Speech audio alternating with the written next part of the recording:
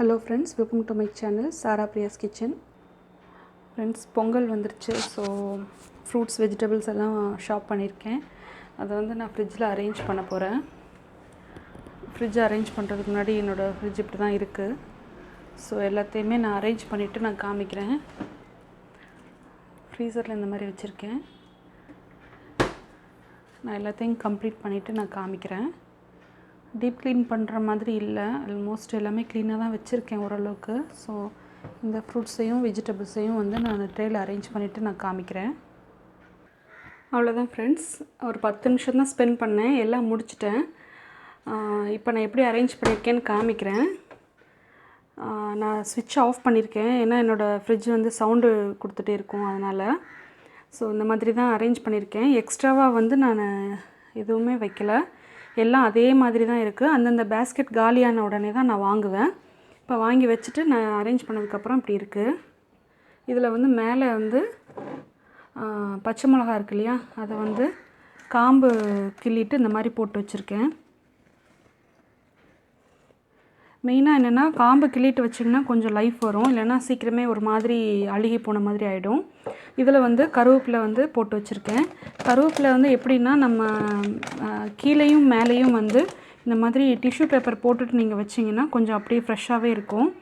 அதனால தான் இது வந்து ஆக்சுவலாக வாங்கி 1 வீக்கு மேலே ஆச்சு. நான் இந்த வாட்டி கருவேப்பிலை வாங்கலை, நிறைய இருந்ததுனால.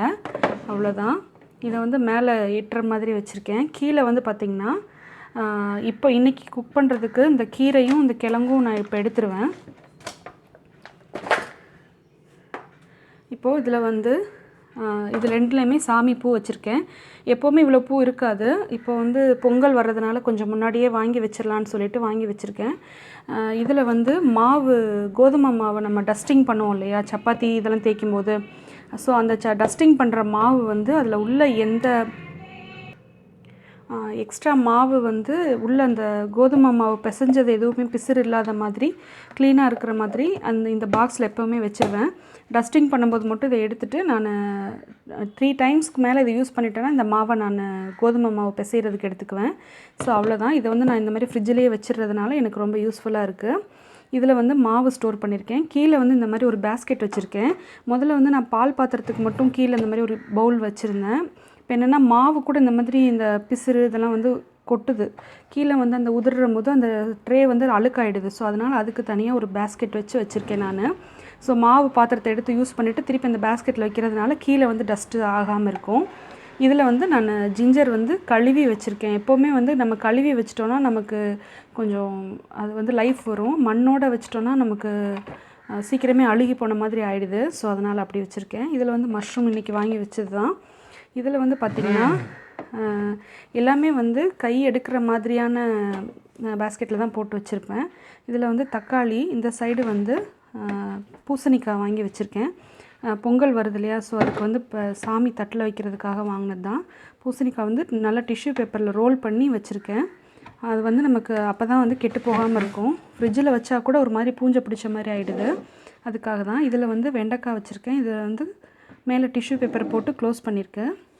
இதில் வந்து வெறும் பெல் பெப்பர்ஸும் ஒரு டர்னிப் மட்டும்தான் வச்சுருப்பேன். நான் வந்து அடிக்கடி சாலட் பண்ணுவேன், இப்போ வெயிட் லாஸ் ப்ராசஸில் இருக்கிறதுனால. ஸோ சாலட்டுக்காக வாங்கினது. ஸோ இதில் வெறும் கேப்சிகமும் பெல் பெப்பர்ஸ் அந்த எல்லோ ரெட்டு மட்டும்தான் இருக்கும் கேப்சிகம். அப்புறம் ஒரு டர்னிப் 2 வாங்கி வச்சுருக்கேன், சாம்பார் பூ வைக்கிறதுக்காக. பொங்கல் அன்னைக்கு வைக்கணும் இல்லையா, அதுக்காக வாங்கினது. இதில் வந்து முள்ளங்கி வச்சுருக்கேன். எப்போவுமே வந்து இந்த மாதிரி கேரட்டு முள்ளங்கியில் இந்த மாதிரி தண்டோடு வந்ததுன்னா அதை கட் பண்ணாமல் வைங்க, அப்போ தான் நல்லாயிருக்கும். இதுக்கு வந்து கீழேயும் மேலேயும் இந்த மாதிரி டிஷ்யூ பேப்பர் போட்டு மூடி வச்சுருக்கேன். இதில் வந்து பார்த்திங்கன்னா ஃபுல்லாக கேரட்டும் இது கோஸும் வச்சுருக்கேன், முட்டை கோஸும் வச்சுருக்கேன். இதுக்கு மேலேயும் கீழேயும் இந்த மாதிரி பேப்பர் போட்டு மூடி வச்சுருக்கேன். இதில் வந்து பார்த்திங்கன்னா வாழைக்காய் வச்சுருக்கேன். வாழைக்காயில் வந்து இந்த காம்பு பகுதியை வந்து இந்த ஃபாயில் பேப்பர் போட்டு இப்படி கவர் பண்ணி வச்சிட்டிங்கன்னா கொஞ்சம் லைஃப் வரும், நல்லாயிருக்கும், ரொம்ப கருப்படிக்காது. அதனாலவே இந்த வாழைக்காயை வந்து இந்த மாதிரி கவர் பண்ணி வச்சுருக்கேன். இதுலேயும் மேலே வந்து ஒரு டிஷ்யூ பேப்பர் போட்டிருக்கேன். இதில் வந்து பார்த்திங்கன்னா மஞ்சள் வந்து பச்சை மஞ்சள் இருக்கு இல்லையா, அது வாங்கியிருக்கேன் பொங்கலுக்காக. அதுக்கப்புறம் தேங்காய், உடச்ச தேங்காயில் வந்து நான் என்ன பண்ணுவேன்னா, இந்த மாதிரி அது ஃபுல்லாக அந்த மவுத் கவர் ஆகிற மாதிரி டிஷ்யூ பேப்பரை வச்சு நல்லா உள்ளே அமுக்கிட்டு அதை வந்து இந்த மாதிரி கவுத்தி வச்சுருவேன். அப்படி வைக்கிறதுனால ஒரு மாதிரி மஞ்சள் பூக்காமல் ஃப்ரெஷ்ஷாகவே இருக்குது தேங்காய். எனக்கு அதனால் இந்த டிப்ஸ் வந்து நல்லா யூஸ் ஆச்சு. அதுதான் உங்கள் கூட ஷேர் பண்ணிக்கிறேன்.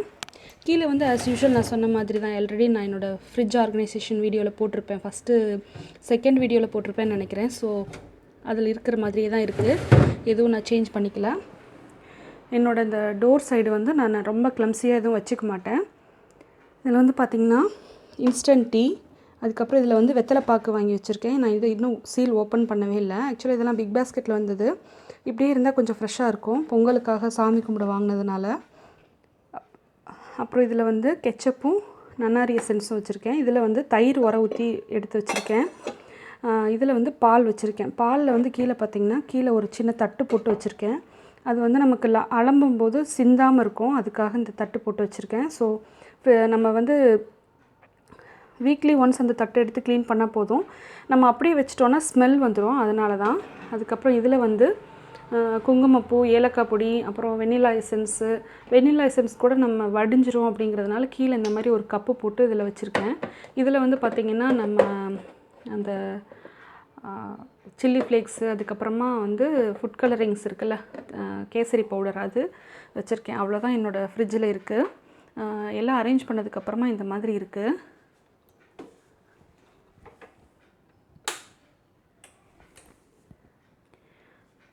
அவ்வளோதான், ஆன் பண்ணியாச்சு. டோரில் வந்து இந்த மாதிரி ஹேண்டில் போட்டுட்டு கீழே வந்து என்னோடய பையனுக்கு அந்த டேக் கட்டுவோம் இல்லையா, அந்த எச்சி வழியாமல் இருக்கிறதுக்கு அந்த டேக்கை வந்து இந்த மாதிரி போட்டிருக்கேன். இது ஆக்சுவலாக இப்போ பத்தாது. இது வந்து என்னென்னா நம்ம ஏதாவது கை ஈரமாக இருந்தால் தொடச்சிட்டு எடுக்கிறதுக்காக நான் இதை அப்படியே யூஸ் பண்ணிக்கிட்டேன். இது வந்து இது ஒரு டிப்ஸ்னு சொல்ல முடியாது, பட் ஆனால் ஒரு யூஸ்ஃபுல்லான ஒரு விஷயந்தான்.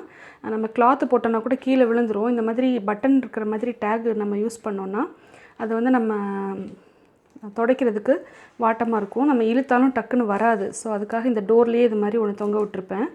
அதுக்கப்புறமா மேலே பார்த்திங்கன்னா நான் ஆல்ரெடி சொன்ன மாதிரி தான் ஸ்டிக்கி நோட்ஸ் போட்டிருப்பேன். எப்படின்னா மந்த்லி க்ராசரியில் வந்து எது நமக்கு மிஸ் ஆகுதோ அதெல்லாம் எழுதி வைக்கிறதுக்கு. அதுக்கப்புறம் இது வந்து சாமிக்கு பூ வாங்கினோம் அப்படின்னா அதை வந்து டேட் வைஸ் போட்டு அமௌண்ட் எழுதி வச்சுருவேன். நம்ம 2 நாள் ஞாபகம் வச்சுப்போம், 3rd டைம் மறந்து போய்டுவோம், அதுக்காக.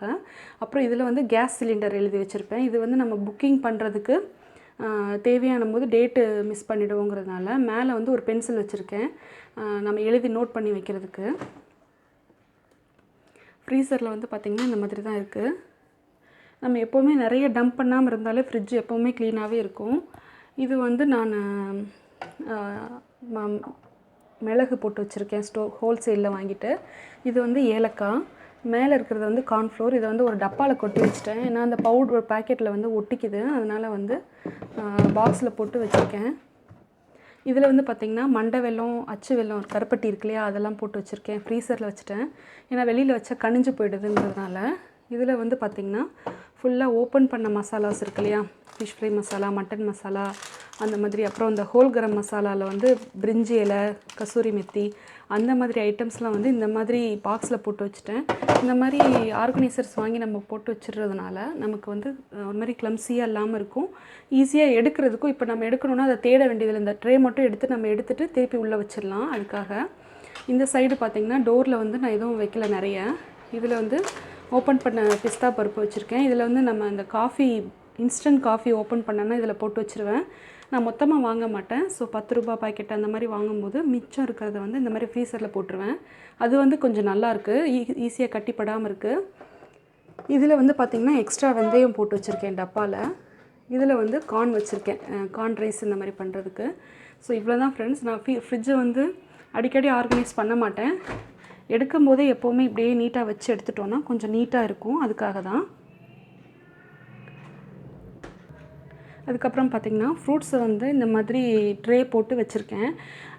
ஒரு யூடியூப்பில் ஒரு சிஸ்டர் தான் சொன்னாங்க, பட் ஃப்ரூட்ஸ் எல்லாத்தையுமே வந்து ஒரே இதில் வைக்காதீங்க பேஸ்கெட்டில், அது ஒன்று ஒரு விதமான ஆசிட் வந்து வெளியேற்றும் அப்படிங்கிறதுனால ஃப்ரூட்ஸ் வந்து அஃபெக்ட் ஆகிடும். அதனால் கொஞ்சம் தனித்தனியாக வைங்க அப்படின்னு சொல்லியிருந்தாங்க. ஸோ அதனால் மேக்ஸிமம் நான் இப்போ இந்த மாதிரி தான் வச்சிட்ருக்கேன். வாழைப்பழத்தையும் பார்த்திங்கன்னா நான் அந்த வாழைக்காய் வச்சுருந்தேன் இல்லையா, அது மாதிரி இந்த காம்பு பகுதியை வந்து ஃபாயில் பேப்பர் போட்டு இந்த மாதிரி கவர் பண்ணி வச்சுருக்கேன். அப்படி வைக்கிறதுனால என்ன ஆகுது, இது வந்து எனக்கு ஒர்க் அவுட் ஆச்சு. ஸோ அதனால் இது வந்து என்னென்னா இந்த இந்த ஸ்கின் வந்து சீக்கிரமாக கருப்பாகாது, வாடாமல் இருக்கும், கொஞ்சம் ஃப்ரெஷ்ஷாகவே இருக்கும். அதுக்காக தான் நான் எல்லா வாழைப்பழத்தையும் இந்த மாதிரி வந்து ஃபாயில் பேப்பர் போட்டு கவர் பண்ணி வச்சுருக்கேன். அப்புறம் இந்த மாதிரி வெங்காயம், தக்காளி எல்லாத்தையுமே வந்து ட்ரேயில் போட்டு வச்சாச்சு. இதில் வந்து என்னென்னா, நம்ம எப்போ வெங்காயம் எடுக்கும்போதும் நம்ம அந்த ஸ்கின்னோட சேர்த்து எடுத்துடணும். அந்த ஸ்கின்னை அங்கேயே நம்ம கலட்டி விட்டுட்டு வெறும் வெங்காயம் மட்டும் எடுத்தோம்னா அந்த இடம் சீக்கிரமே வந்து தூசி ஆகிடும். ஸோ நம்ம எடுக்கும்போதே அந்த தோல் எதுவுமே பிசுறு அங்கே இல்லாத மாதிரி நம்ம எடுத்தோம்னா நல்லது. இப்போ பாருங்கள், இந்த பொட்டேட்டோலெல்லாம் அந்த மண் ஒட்டியிருக்கு. இப்போ நம்ம எடுக்கும்போது இந்த மண் அப்படி தேய்ச்சிட்டு அப்படி எடுத்தோம்னா அந்த இடம் தூசி ஆகிடும். ஸோ எடுத்துகிட்டு நம்ம கழுவிட்டோம்னா நமக்கு யூஸ்ஃபுல்லாக இருக்கும். அந்த இடம் வந்து சுத்தமாகவே இருக்கும் எப்போவுமே. அதே மாதிரி தான் கார்லிக்கு. எப்போயுமே என்னோடய பூண்டு வெங்காயத்திலே இந்த மாதிரி தான் இருக்கும். அதில் வந்து தோல் வந்து நான் அப்போயே விட மாட்டேன், உடனே எடுத்துருவேன். அது வந்து ஒரு சின்ன டிப்ஸு தான். இதில் வந்து தேங்காய் எப்போவுமே இந்த மாதிரி நிமித்தி வைங்க. இந்த மாதிரி ஸ்டாண்டிங் பொசிஷனில் வச்சிங்கன்னா தான் தேங்காய் அழுகி போகாமல் இருக்கும். ஸோ இந்த கண்ணு பகுதி இருக்கு இல்லையா, அந்த குடும்பி, தேங்காயோட குடும்பி பகுதி வந்து மேல் பக்கமாக இருக்கணும். அப்புறம் கீழே வந்து இந்த மாதிரி ஒரு சின்ன, இது வந்து ஆக்சுவலாக ஹெட்ஃபோனோட பாக்ஸு. இதில் வந்து கத்திரிக்காய் போட்டு வச்சுருக்கேன். இதை எடுக்கிறது கொஞ்சம் வசதியாக இருக்கும்னு சொல்லிட்டு இதெல்லாம் தூக்கி போடாமல் வச்சுருந்ததுனால எனக்கு யூஸ்ஃபுல்லாக இருக்குது. ஸோ இந்த மாதிரி போட்டு வச்சுக்கிட்டோன்னா பார்க்குறதுக்கு நீட்டாக ஈஸியாக இருக்கும். எடுக்கும்போதும் அப்பப்போ அதை நம்ம க்ளீன் பண்ண வேண்டியது இருக்காது. ஸோ எப்போவுமே க்ளீனாகவே இருக்கும். ஃப்ரெண்ட்ஸ், அவ்வளோதான் ஃப்ரெண்ட்ஸ், என்னோடய ஃப்ரிட்ஜில் வந்து வெஜிடபிள்ஸ் அரேஞ்ச் பண்ணுற விஷயம் இவ்வளோ தான். சிம்பிளாக பண்ணியாச்சு. இந்த வீடியோ உங்களுக்கு பிடிச்சிருக்குன்னு நினைக்கிறேன். நான் சொன்ன சின்ன சின்ன டிப்ஸ் வந்து உங்களுக்கு யூஸ்ஃபுல்லாக இருந்திருக்கும்னு நம்புகிறேன். பிடிச்சிருந்ததுன்னா லைக் பண்ணி கமெண்ட் பண்ணுங்கள், உங்கள் ஃப்ரெண்ட்ஸோடையும் ஷேர் பண்ணுங்கள். மறக்காமல் சேனலை சப்ஸ்கிரைப் பண்ணுங்கள். சப்போர்ட் பண்ணுவீங்கன்னு நம்புகிறேன். தேங்க்யூ ஃப்ரெண்ட்ஸ், பாய்.